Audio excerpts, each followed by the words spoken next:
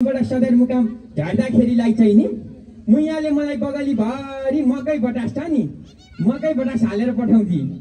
अहिले यी ढुङ्गा हालेर पठाउँथी। अब सदरमुकाम काठमाडौँमा कतिखेर आन्दोलन भएर कसको टाउको टक्क हान्नुपर्छ थाहा छैन नि। त्यसका पछि यस्तै छ है। अब यो माग्ने चाहिँ कहिल्यै धनी हुनै सकेन के दाजु। यो माग्ने सँगै माग्ने भएर बस्यो। कस्तो मजाले खिचेको हेर। आमा पोइदिउँ ल अर्को पोछ ल त्यसका बाजे पछाडिबाट पनि ल त्यस अहिले टाइट भएको फेरि च्यात्ते हुँदै गाह्रो पर्छ। अब यो माग्ने चाहिँ नि कहिले धनी हुनै सकेन कि सधैँ माग्ने। अस्ति एउटा नेताजी कहाँ गएको होइन। अब यो धनी चाहिँ कसरी हुने सूत्र बताइदिनु भनेको। धनी हुनलाई त सुन पताउनु पर्छ भाउ भन्छ नि त। ए राम होला त नि भनेर बुढीको तुलुङ हालिने कानको सुन ट्याक्क टिपेर क्वाप्प खाएको त के पथ्यो सुन। भोलिपल्टदेखि त कब्जियत दिसै आउँदैन पत्तै पचेन। भोलिपल्टदेखि कब्जियत। अब जसो गरे पनि सुन नपचिसकेपछि पाइल्स फिस्टुलाको अपरेसन गरेपछि मात्र सुन निस्क्यो।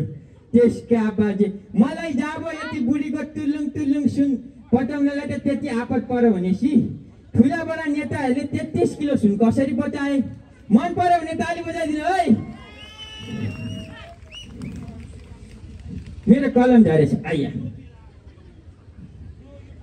यो छ नि यो स्टेट भाँचिँदैन नि है म उफ्रिँदा। ए अस्ति ज्योति मगर आउँदा त भाँचेन मैले त्यो भाँच्छु।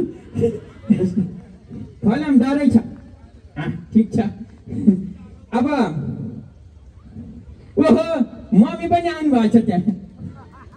त्यसका बाजे ल साह्रै खुसी लाग्यो। भात डढे त छैन नि है मम्मी घर।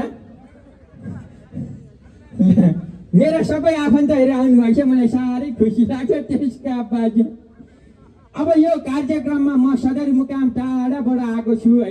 सबै हामी नेपाली जनताको सूचना गुनासो सबै नेपाली जनताको दुखेसो बोकेर म ओलीलाई हाम्रो देशको प्रधानमन्त्रीलाई नाइस टु मिट यु पाराले डाइरेक्ट ओलीलाई प्रश्नको गोली छेड्ने रूपमा म ओलीलाई प्रश्न गर्न आएको। मेरो टाइम चाहिँ अलिक थोरै छ। छिटै आउनु भनेको नाइस टु मिट यु तरिकाले ओलीजी आउनै भएको छैन। खोइ त कति ढिला गरे आउनै भएको छैन। कति ढिला हो ओलीजी आउनै भएको छैन प्रधानमन्त्रीज्यू। खोइ त गीत बजाएको यतापट्टि।